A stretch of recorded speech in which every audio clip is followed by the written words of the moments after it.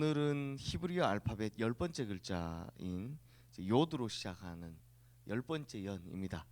그리고 이 연의 주제는 인생 사용 설명서라고 제가 한번 제목을 붙여봤는데요. 성도님들 가전제품 구입하시면 그 안에 반드시 사용 설명서가 있죠. 물론 한국 사람들이 정말 안 읽는 거 두 가지가 있다고 하는데, 하나는 문에 적혀있는 당기시오 미시오, 진짜 안 읽고 그냥 맨날 밀어버린다 라고 하고요. 또 하나는 이제 사용 설명서라고 하더라고요.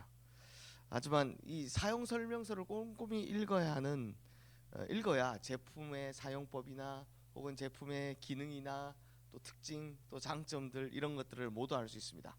그리고 취급 시 주의사항, 이런 것들도 분명히 알 수 있게 되죠.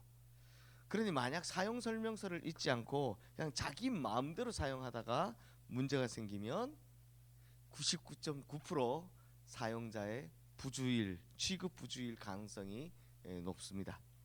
그때 가서 야 무슨 제품을 이따위로 만들었냐 라고 화를 내거나, 혹은 아이고 내가 왜 그랬을까 라고 후회해봐야 아무 소용이 없습니다. 그러니 꼭 읽어야 하는 것이 뭐다? 바로 제품 사용 설명서다라는 겁니다. 마찬가지로 하나님께서는 자신의 형상을 쏙 빼닮은 인간을 만들어 놓고선 그냥 이 세상에다 확 던져놓고 야 그래 이제부터 네 마음대로 살아라 이러지 않으셨습니다. 하나님께서 우리를 이 땅에 보내실 때 함께 보내신 것이 있는데, 그것이 바로 인간 사용 설명서입니다. 그게 뭘까요? 네, 하나님의 말씀입니다. 말씀을 보내주신 겁니다.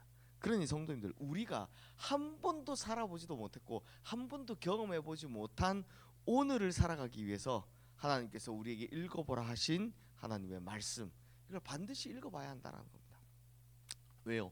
그 말씀 안에는 인생의 운행 방법, 또 삶의 목적을 어떻게 결정해야 하는지에 관한 것들, 또 인생 가운데 주의해야 하는 것들, 그리고 사람의 특징, 장점, 단점, 또 부주의로 인한 문제가 생길 때 어떻게 해야 되는지 등등등, 이런 것들이 쫙 상세하게 다 적혀 있기 때문입니다.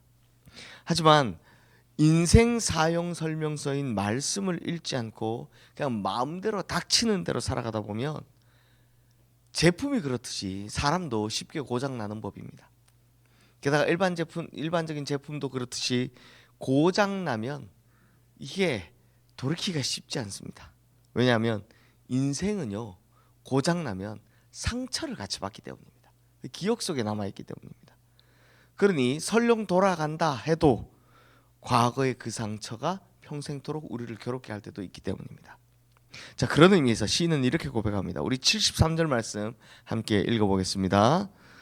주의 손이 나를 만들고 세우셨사오니 내가 깨달아 주의 계명들을 배우게 하소서. 자, 그러니까 하나님께서 나를 창조하셨으니까 내가 주님의 계명들을 배우겠습니다 라는 의미인 겁니다. 이 시인은요, 인생 사용 설명서가 하나님의 말씀임을 잘 알고 있다라는 겁니다. 그래서 복잡하고 어려운 인생 살아가기 위해서 하나님 말씀을 잘 배워야 하고, 하나님 말씀에 굳게 서야 내 인생이 고장 없이 오래도록 보존될 수 있다라는 걸 깨달은 거죠. 자, 성도님들, 예를 한번 들어보겠습니다. 하나님께서 인간을 창조하실 때 주로 사용한 재료가 뭡니까? 흙이잖아요, 흙. 그래서 그렇다면 하나님께서 굳이 흙으로 인간을 만드셨다라는 의미가 있겠죠. 왜냐하면 다른 건 다 말씀으로 만드셨는데 굳이 인간을 흙으로 빚으신 이유가 뭘까? 의미가 있겠죠.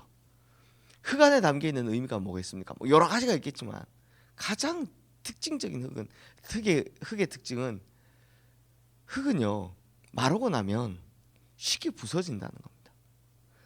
흙을 이렇게 촉촉할 때는 딱 뭉쳐져 있지만 그 물기가 마르고 나면 어떻게 됩니까? 굉장히 약합니다. 이거 손으로 이렇게 잡아서 이렇게 누르면 우두두두 하고 부서지죠.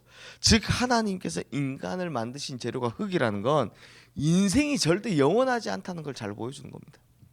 육체가 건강하던 시절에는 영원히 살 것 같죠.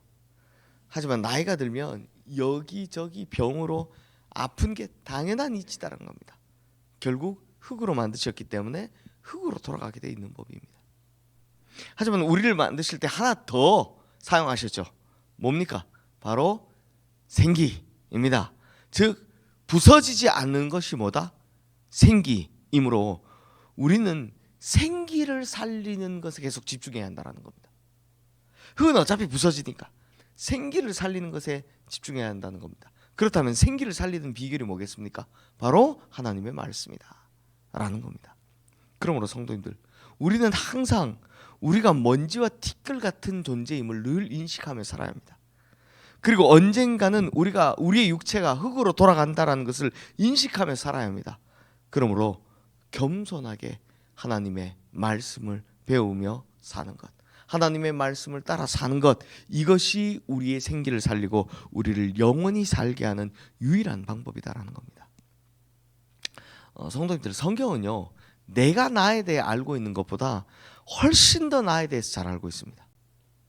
왜요? 하나님께서 내 인생에 대한 인생 사용 설명서를 성경에 기록해 두셨기 때문입니다.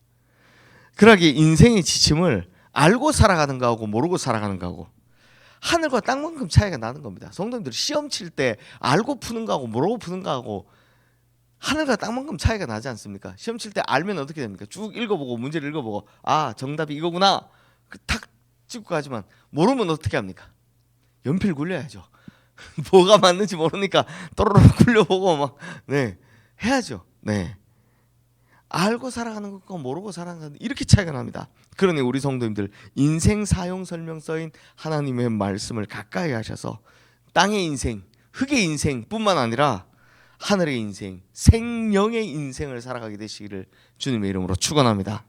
자, 마지막으로 75절 말씀 함께 읽어보겠습니다. 여호와여, 내가 알거니와 주의 심판은 의로우시고 주께서 나를 괴롭게 하심은 성실하심 때문이다. 자, 시인은 이제야 알았다, 이제야 깨달았다고 합니다. 지금까지는 하나님께서 나를 괴롭게 하시고 하나님께서 내가 하는 것마다 막으시고 심판하시는 이유를 잘 몰랐습니다. 왜 이렇게 내 인생이 꼬이는지, 왜 내 인생은 하는 것마다 잘 안 되는지 시인은 잘 몰랐습니다. 하지만 하나님 말씀을 읽어가다 보니 뭘 합니까? 하나님의 성실하심이 나를 괴롭게 한다는 걸 깨달은 겁니다. 하나님께서 나를 사랑하셔서 죄악된 길, 잘못된 길로 갈 때마다 나를 막으시고 심판하시더라는 걸 깨닫게 되었다는 겁니다. 맞습니다, 성도님들. 하나님께서는 하나님의 백성을 절대 그냥 가만히 내어버려 두지 않습니다. 내어버려 뒀다는 건 이미 버렸다라는 겁니다. 로마서 1장에도 나오지 않습니까? 내어버리면 하나님이 싫어서 내어버린 겁니다. 하나님께서는 두 눈 부릅뜨고 나를 보고 계시고요, 지금도 성실하시니 우리의 인생을 붙들고 계시고요, 또 죄악된 길, 잘못된 길, 혹은 하나님의 뜻대로 가지 못하는 길로 갈 때마다 우리를 괴롭히시는 겁니다. 시인에게 이 깨달음을 준 게 뭐였다고요? 바로 하나님의 말씀이었다는 겁니다. 그러므로 성도님들, 특히 새벽 예배 나오시는 우리 성도님들, 오늘도, 아니 어떻게 보면 이 원고는 참 한참 전서인데 이 한 해도 하나님의 말씀을 읽고 듣고 이 말씀이 나에게 보여주시는 방향을 가지고 하루를 시작하게 된 것, 그리고 올 한 해를 시작하게 된 것이 얼마나 복되고 다행스러운 일인지 우리 성도님들 아셔야 합니다. 저도 이 원고를 써놓고 보니 이 2025년 첫 새벽 기도에 대한데 우리가 이 한 해를 이렇게 말씀으로 시작하게 된 게 얼마나 감사한지를 아셔야 한다는 겁니다. 성도님들, 인생은 다 그렇게 표현하지만 항해의 여정입니다. 그 먼 바다 항해길을 나가는데, 망망대해로 나가는데 나침반을 가지고 있는 인생하고 나침반이 없는 인생하고 차이가 나겠습니까? 안 나겠습니까? 당연히 나죠. 그러니 나침반을 가지고 살아가는 인생이 그렇지 않은 인생에 비해서 당연히 값지고 복되지 않겠습니까? 그러니 아름다운 인생의 항해를 위해서 하나님의 말씀이라는 나침반을 잘 보고 가시는 우리 모든 성도님들 되시기를 주님의 이름으로 축원합니다. 이 시간 오늘 주신 말씀 기억하며 우리 함께 기도하겠습니다.